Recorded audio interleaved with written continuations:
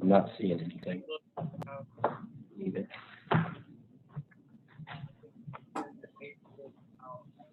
Trying to use some of the architectural features such as like that path stone.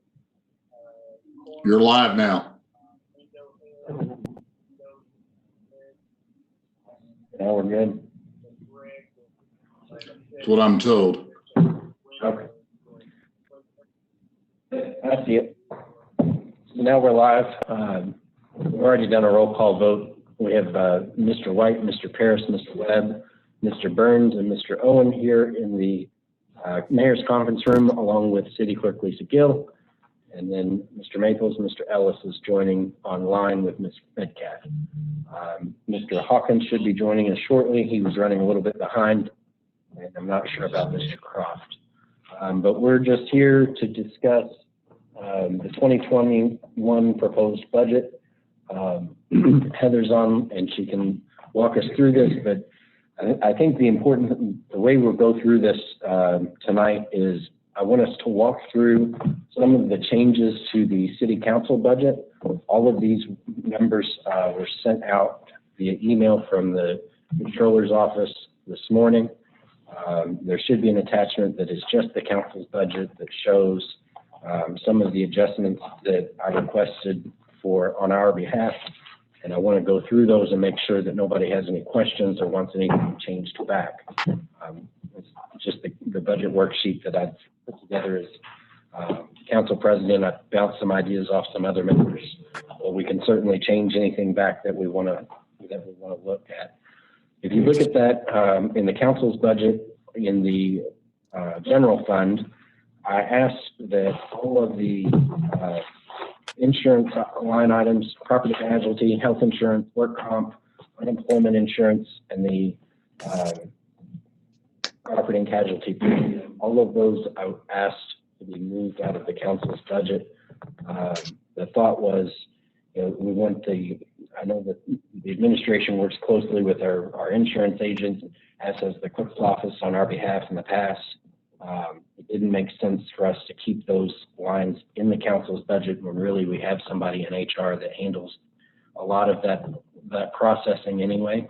I fully explained to the controller that, hey, if it's not right in the HR budget, maybe we need to move it somewhere else. It wasn't really my decision on where to move that. It just seemed like HR made sense and everybody seemed to agree. So those numbers haven't been taken out of the budget. They've just been taken out of the city council line. We won't process those claims. We'll get processed through HR in the future. And those are pretty straightforward numbers. The rates are what they are, and that's kind of how we have to budget. I have one question on that. Also, if you look sorry, I didn't mean to interrupt you. Did you want the HSA contribution to move also, or did you want that to stay where it was? No, that was to move also. Okay, just want to make sure. Did I miss that one? Yeah. That also was moved, and I think it's highlighted there as moved. I did ask for us to increase that to $50,000. That expenditure is solely based on the number of employees who sign up for the HSA and get the match from the city. And we were a little bit short in our estimates from the 2020 budget, so I went ahead and asked her to tick that up, round it up to 50,000 in case we get any new enrollees moving forward. And that may have to be adjusted even in the future if we get even more people enrolling into the HSA plan versus the CBO insurance plan. Above where we took out those insurance lines, there is a cell phone stipend line. In the past, council members have been able to request a cell phone stipend or a cell phone line for like a tablet or a jetpack. I think we only have one person using that maybe, so I've asked to reduce that line. I don't want to take anything away from anybody. I don't even know which member it is that has one, but if there is someone that has it, please continue. But I didn't think that the rest of us, nobody has asked to take advantage of that in the past, and we eliminate it, all the better. If you go down to our share of gaming revenues, Hold on just a previously minute. we had a line for the homeless coalition. I'm sorry? Sorry, I had one question about your training line. Ms. Gill brought this to my attention that you don't have any money budgeted in training, because I believe that a lot of your training was coming out of your travel and mileage account, and that's really not a proper account to have registrations and things taken out of there. Do you want to transfer any of the money that's in travel and mileage to that account for training? Thank you. I meant to bring that up also. We had $5,000 in the budget for travel and mileage for this year. That's usually utilized in the first year of a 4-year term for new council members who go to Indianapolis and receive the AIM training, the Indiana Association of Municipalities. I think that's probably money well spent, especially for new elected officials.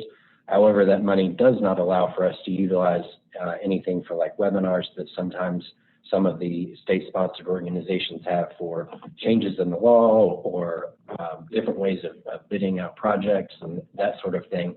So I think it would be prudent if we took some of that money out of the travel and mileage and put it in a training budget specifically for the ability for continuing education for elected officials, because certainly COVID has proven that we can do things a lot more online, and it just comes at a bit of a cost. So that is one thing I forgot to ask everybody to think about addressing, is maybe taking, instead of that $5,000, we move $1,500 or $2,000 into the training line. Is everybody okay with that? $1,500.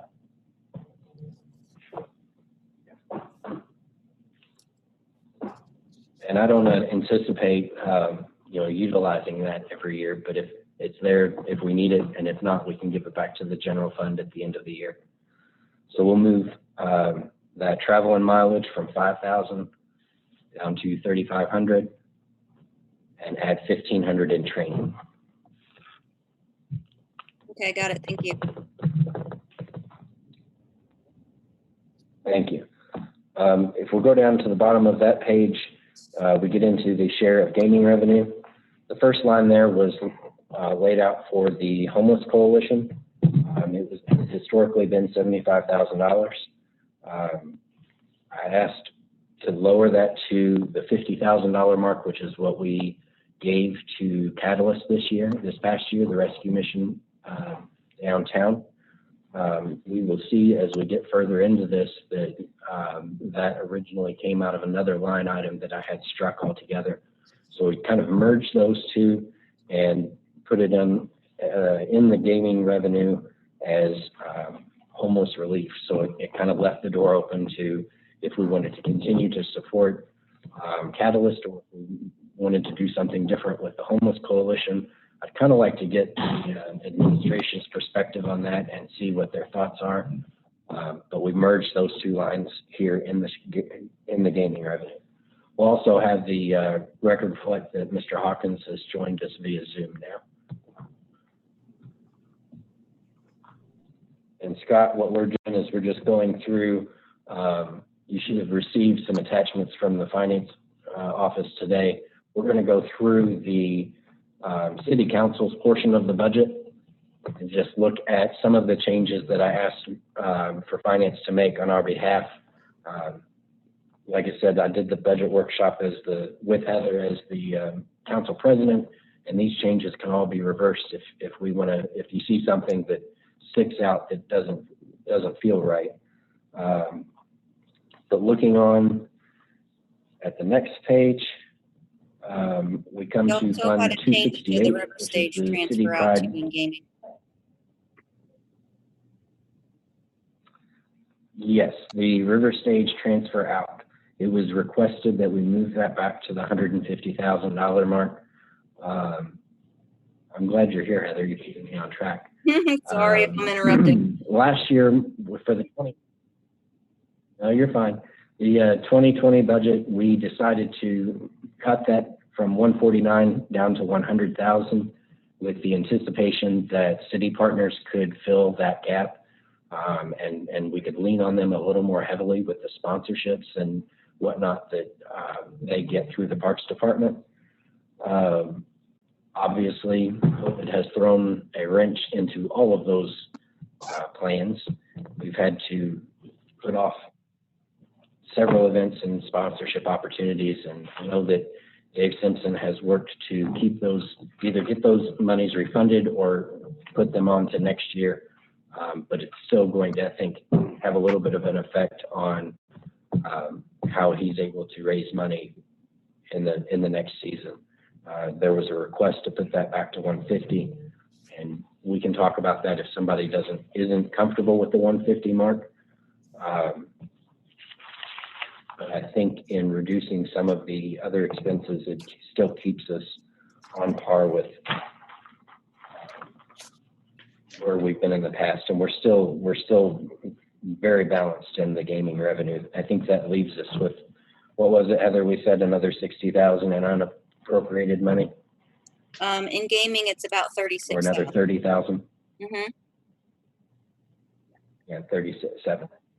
Yes. Any questions so far? I know I'm talking a lot.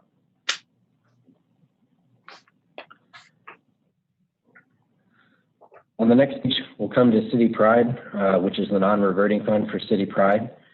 We had bumped up the appropriation for City Pride to 30,000 in the past, or in this year's budget. They had some cash that they wanted to get appropriated to do some extra projects, some artistic things in a couple of the downtown areas. They are doing their own fundraising, as well as, and that's what this non-reverting fund reflects, is some of their own fundraising. I just went ahead and had Heather tamp that back down to $10,000, and if they have more cash in that fund that they need appropriated, we can come back and revisit that after the first of the year. I know they've had some changes in their leadership, and I know that Andy Crouch and Don Spiker have taken a more active role in how that organization operates because of their leadership changes. So I feel pretty comfortable going down to that $10,000 mark. Like I said, there's always the possibility to reappropriate their cash they have in their fund if they need us to do so down the road. Moving on, the 279 fund is, that's what pays for our One Southern Indiana membership.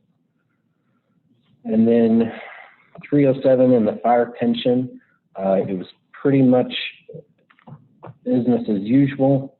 Ms. Metcalf, if you want to talk about Assistant Chief Emerson had some suggestions, and I think that's what's highlighted in the orange that you had mentioned. Yes, he just, you didn't have any changes when you originally gave me your changes for this fund. So I just wanted to show you that those numbers were just moved around a little bit, but there's no increase in dollars.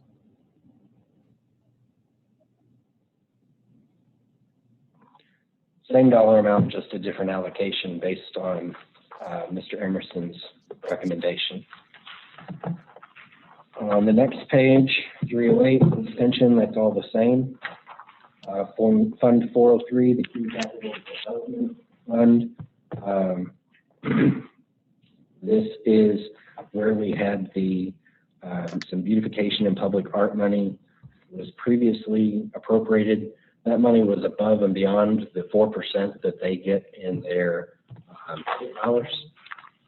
So we went ahead and broke that out.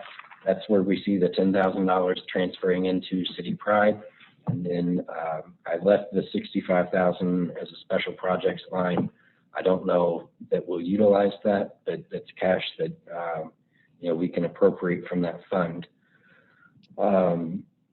This year, when you see the $75,000 number, 30 of that was sent to the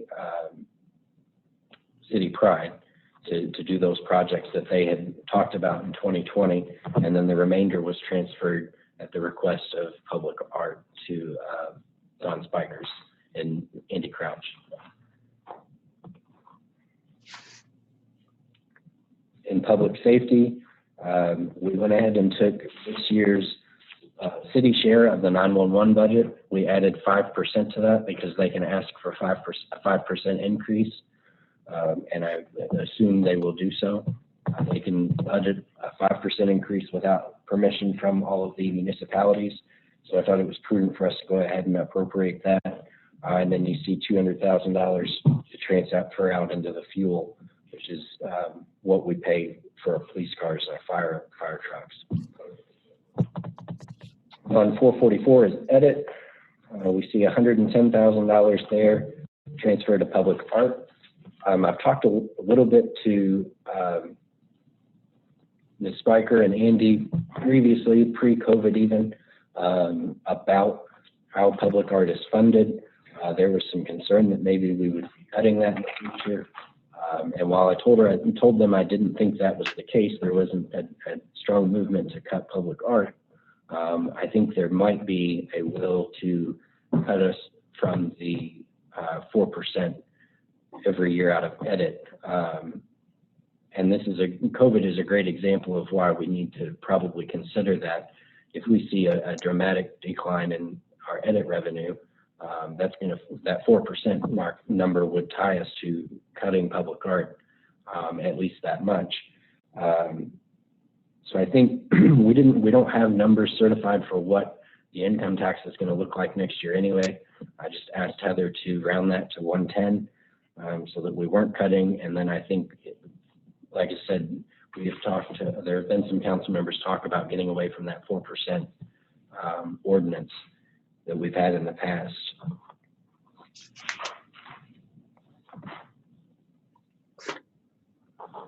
On the next page, it continues through edit money. The special projects line that we had marked for the council, I dropped that from 75,000 to 50,000.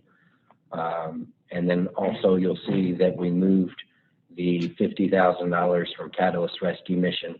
I removed that from edit, so you saw that on the first page.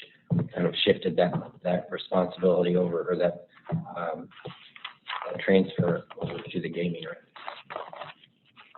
So we're seeing about a $75,000 cut out of edit, just from the council's perspective, which I think is going to be helpful when we get down the road and see some of the drop off in our income taxes. Is there anything that we need to go back and relook at? Like I said, this is all fluid and we can change anything back to the way it was or do something totally different. I'm open to suggestions, but I did want to walk you through those changes just as I asked Heather to make on our behalf. Apologies for jumping in late on you, Matt, but before I jumped on, were you guys basically on the first thing? Like, you guys didn't talk about like revenues and projections or anything like that, did you?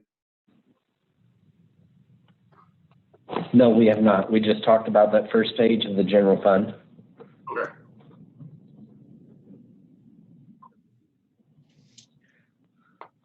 We can do that next, though. I'm going to look at the historic and projected revenues, which is the spreadsheet with the blue line across the top. And Heather, if you want to walk us through some of that and just kind of go down the line of where we are and where we're going to hope to be. Yeah, I sent out a sheet also on the notes of the changes that I made for the revenues and for the budget. So with the revenues, I increased the property taxes by the 4.2%, which is our average growth quotient levy increase that we're going to get for next year. I kept the revenues the same for motor vehicle, highway, and local road and street, that the same as 2019, so not taking into account any kind of changes that had happened in 2020. I lowered the capital improvement fund due to the age change. That's our cigarette tax funds, and they changed the age from 18 to 21 years old. So it wasn't a significant change, but I thought I'd put that on there too. And then I kept the income taxes the same as 2020. We should see an increase in income taxes in 2021. I don't have those numbers yet, but definitely we'll see a decrease in 22. So I wanted to kind of flatline those for right now. Do you have any questions about the revenues?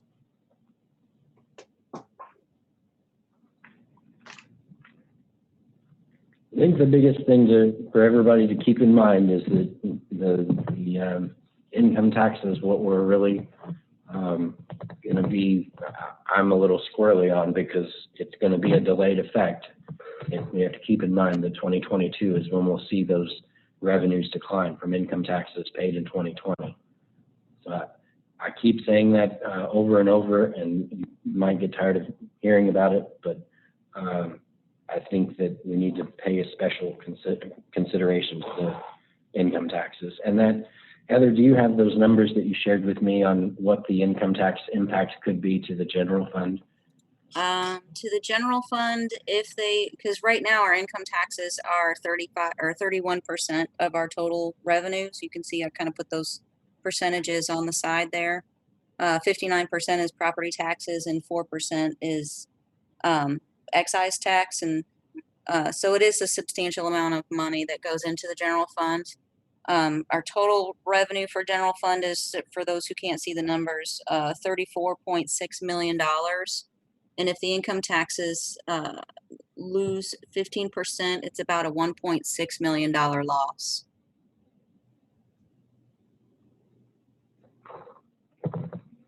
So roughly 10 or $11 million of the general fund is straight income tax. So we're looking, 15% cut, 15% hit would be, like she said, 1.6.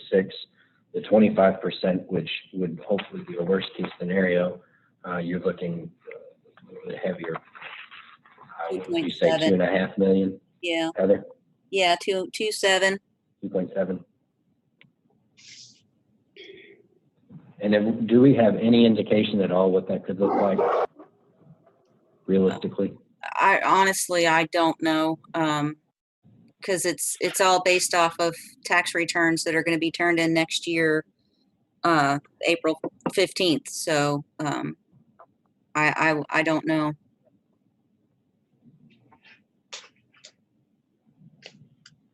I know that our unemployment rate has lowered from April and May, so at least it's getting better, but I'm not sure. I haven't looked at the numbers lately, but I do know it's getting better for Clark County specifically.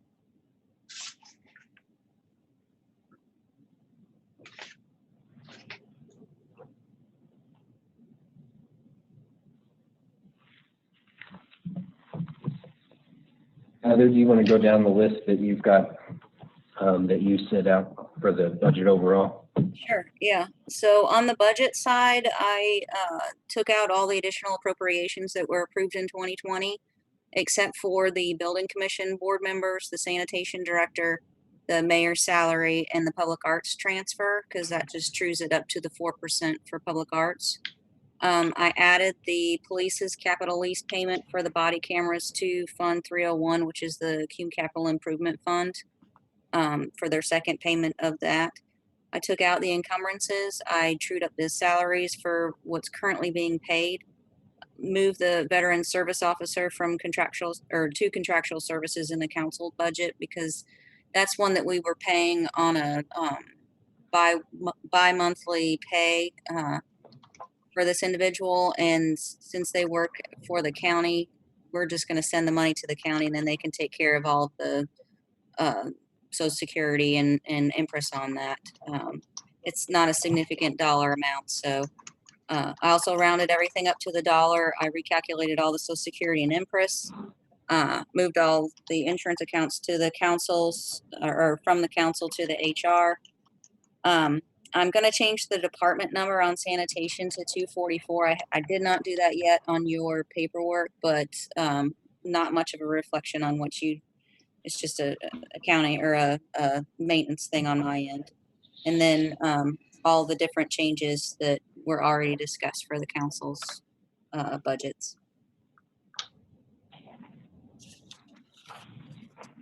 I went through that pretty fast, sorry.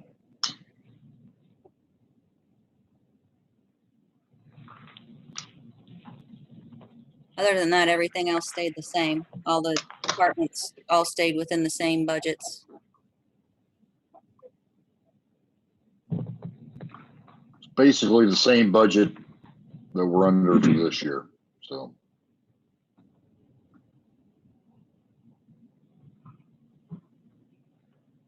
Total budgets are about $54.6 million. And it's actually, and am I right, Heather, it's actually a little bit less than the revenue that we're taking in, is that right? Total revenues. Overall. Yeah, overall it's 54.9 in revenues and 54.6 in expenditures. Say that last bit of We statistics for me look again, at Heather. these numbers. At the bottom of your summary page, the total budget on that column K is $54.6 million. And then on column J, which is the estimated revenue, is 54.9 million.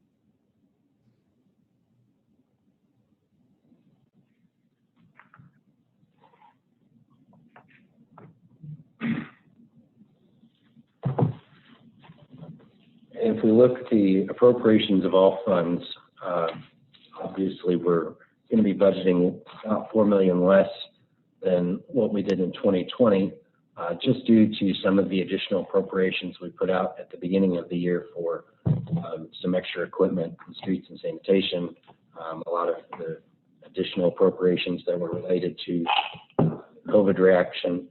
But then if you also look at the 2019 activity, we're still coming in a little bit, what, $70,000, $80,000 short of what we did in 19.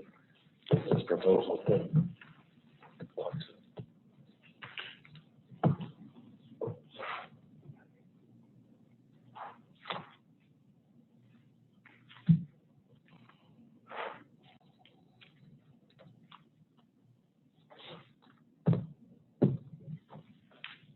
So my biggest goal for tonight's meeting was to just go through those changes in the city council's budget, give you an opportunity to look at the estimated revenue, and then also what the administration has proposed for the rest of the budget that we need to approve. I don't know that we need to take much action right away. We want to take this and digest it a little bit.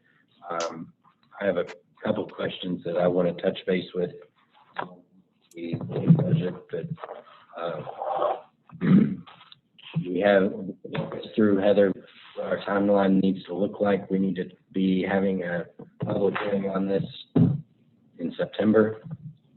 Yes, I'm pulling up the calendar right now. So I have your adoption. It kind of goes backwards. I have your adoption on October 5th. I have the public hearing on September 21st.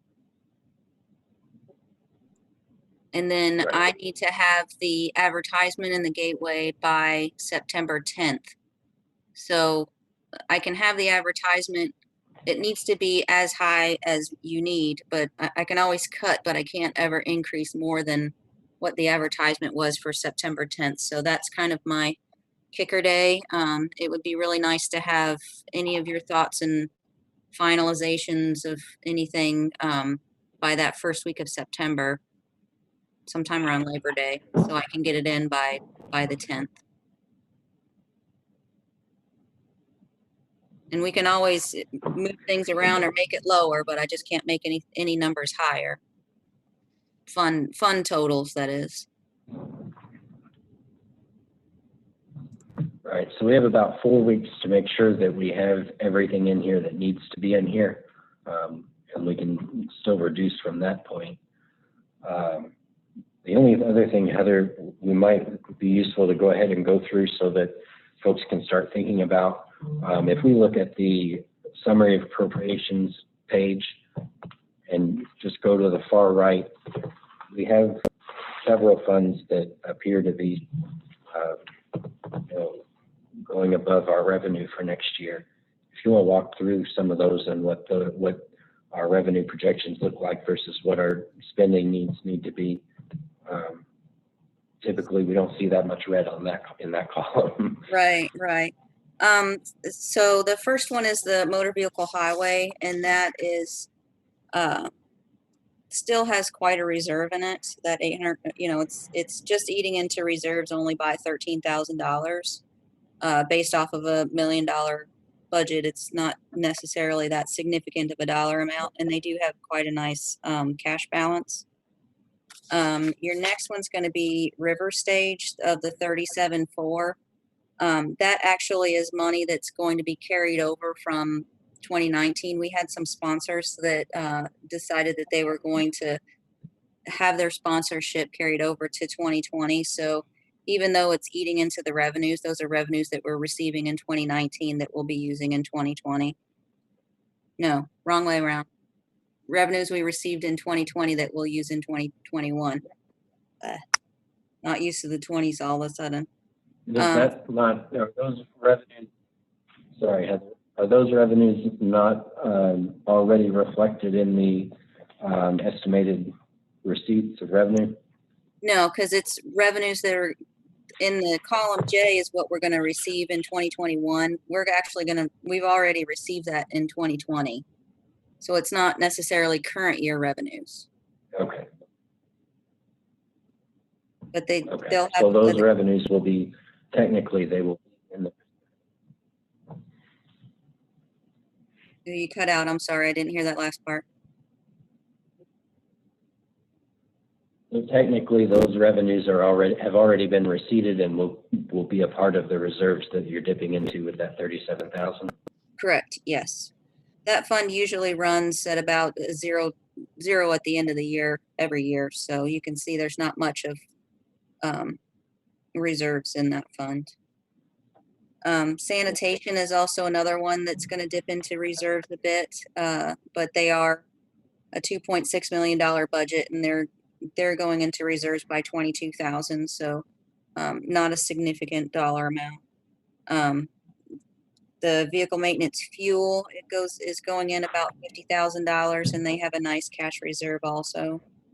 Cum capital improvement, that overage or shortage is due to the I lowered the revenues for that cigarette tax, and then also put the body camera appropriation in there for next year. And we kind of know that that's not going to sustain it throughout the entire life of that loan, but figured we could dip into that until we needed to stop doing that. I'm sorry, go ahead.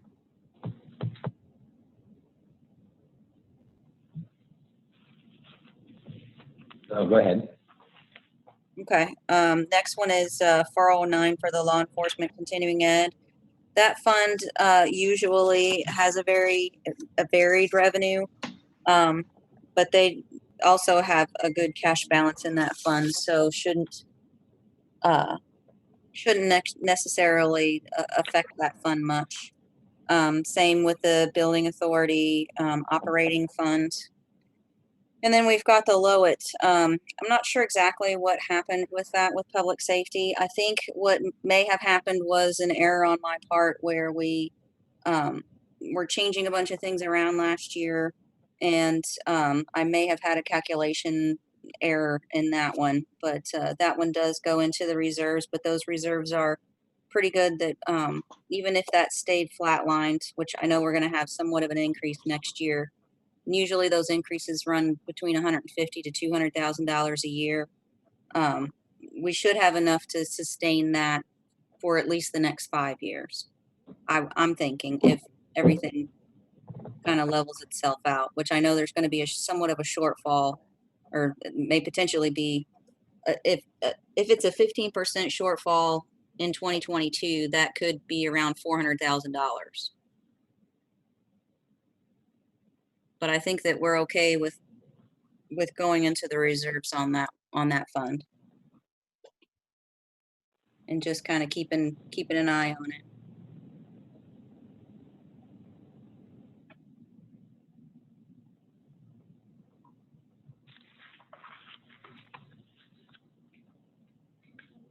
Do you have any questions about any of that?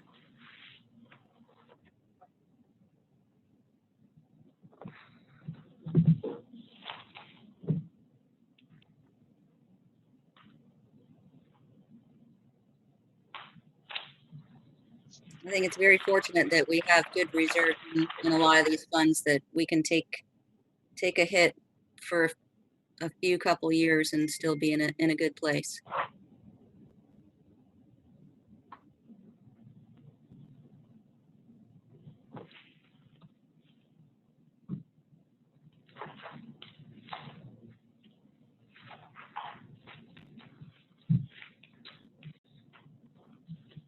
Anything from any of the members?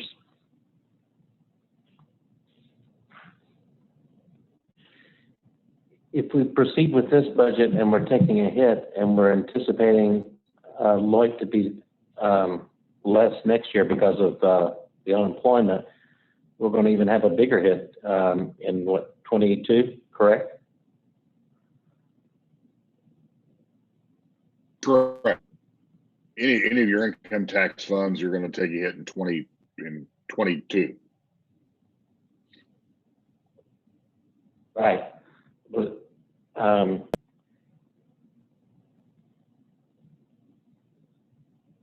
just curious why we're not trying to be a little more conservative on the budget based on what could happen in 22 and beyond, depending on what happens to the economy. Well, you can look at the Lloyd budget and see where you can cut $450,000. I mean, it's already a tight budget, so.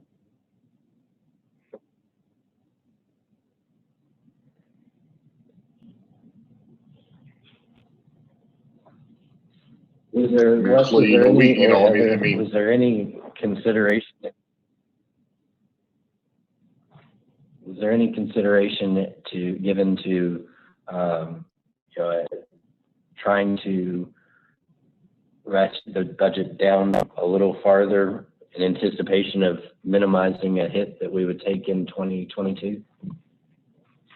No, I mean, obviously there are no pay raises in this budget. It's basically a budget freeze.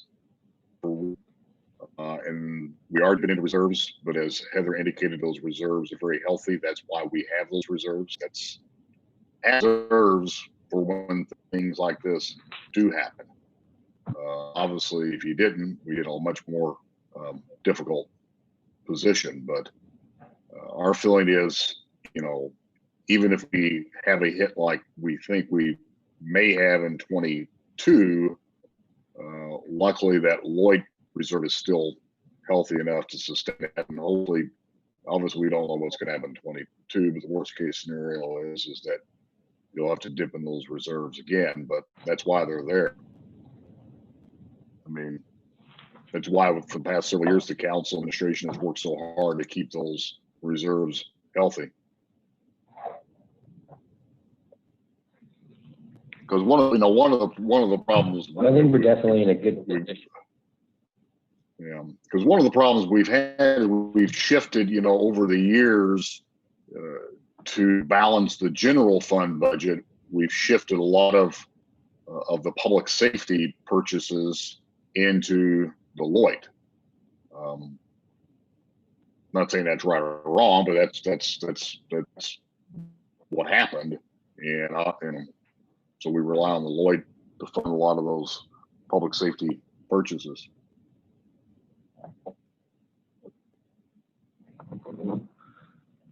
I think we're in a good position to weather, you know, what's coming. When we made those shifts in the past from the general fund to the income taxes for public safety, and even in some of our other general fund departments and edit, there's always been a very strong stance from the council that we would not take anybody's payroll out of the Yeah, income taxes. and I agree, and I this think is a very that good was the, example why yes. that was. I agree. I think in So hindsight, that if was, it does come down, I mean, to that, we you don't would, have any choice. you know, the administration's goal was to submit a budget, you know, that overall was revenue neutral. This one overall is revenue neutral. I mean, there are certain funds that are dipping in reserves, and overall it is revenue neutral, but not impair or impact essential city services. And then more importantly, you know, no furloughs or layoffs like some communities have. And we, Heather, I think, would agree that we think this budget does that and still keeps us on strong fiscal footing going forward. Yes, do not I agree, with Heather? that statement. Yes, I agree with that. It was actually one of the easiest budgets after 20 years. One of the easiest budgets to do. I agree with that too. Yes. I just think that there's so much unknown right now that it's almost like we need to Yeah. look at things every 6 months Yeah. or two because it's so unknown. Yeah, and, you know, budget is always so very fluid anyway. I mean, as soon as you adopt the budget, and you start January, it changes. I mean, it's constantly changing. So even though you adopt a budget, that's really not, that's your budget, but as I would explain, I mean, it's constantly changing on a daily basis. And I think probably I mean, my looking from the outside in, the biggest thing that you're going to have to deal with going forward are the additional appropriations going forward, not only for this year, but for the next year, because that's where things are going to get.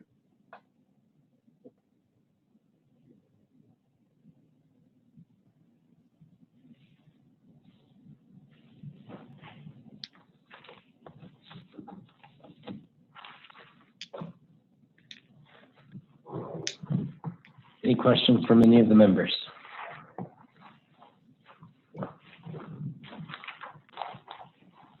Everybody's been very quiet.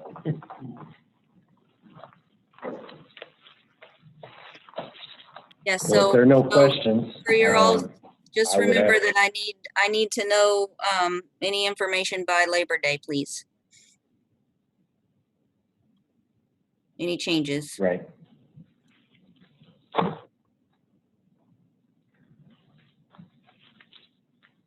So then at this point, I would ask that we just have a motion to take the budget under advisement. So moved. Second. There's a motion by Mr. White and a second by Mr. Burns. Anything else? All those in favor say aye. I'm sorry, I can't do it that way, can I? Ms. Gill, do you want to Gave take? you a look, didn't I? Try. Councilperson White. Aye. Councilperson Burns. Aye. Councilperson Paris. Aye. Council Vice President Maples. Aye.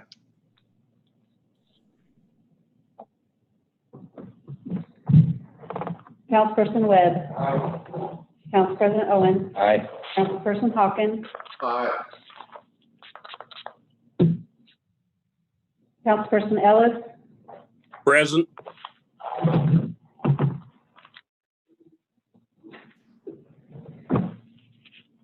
I'll take that as an aye. 8-0, because I don't think, has Councilperson Cross joined? Okay. It's 8-0. Okay. Schedule another workshop be scheduled. Yeah, let's, we can schedule another workshop if we think it's necessary. If there are not going to be any significant suggestions or changes, we may not need to.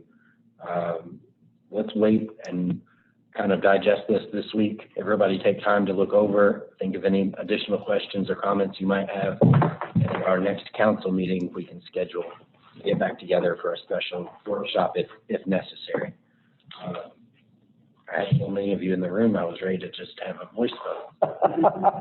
Can't wait to get back to normal business. Unless there's anything else, I'll take a motion to adjourn. So Yeah, if moved. anybody has any questions, just get with me and we can go through them. All right, thank you, Heather. Thank you. We're adjourned. Matt, so you know, I did talk to both fire and